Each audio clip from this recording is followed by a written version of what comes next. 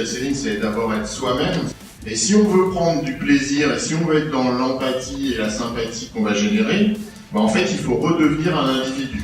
Alors, les clés, en fait, dans tout ce que vous allez devoir faire maintenant, que vous avez adopté cette philosophie du social selling, c'est d'une part, ne pas oublier que l'autre a envie d'apprendre. Donc, premièrement, lui expliquer quelque chose, lui apprendre quelque chose. Deuxièmement, créer du sens dans les histoires que vous racontez.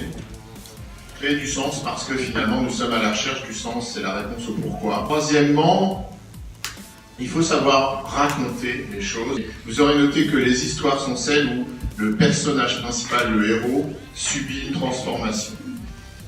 Et dernière idée, c'est celle vraiment du rituel, c'est-à-dire de devenir quelqu'un qui donne des rendez-vous.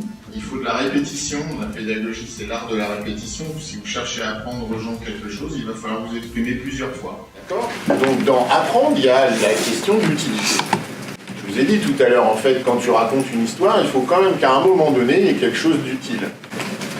Deuxièmement, jouer. Pourquoi est-ce que parce que tu fais un truc utile, tu devrais oublier que une des trois motivations de l'être humain dans son quotidien, depuis le moment où il se réveille jusqu'au moment où il va se coucher, c'est de jouer. Et derrière ça, il y a le love, donc aimer. Aimer, c'est de l'humain, c'est la rencontre avec les gens.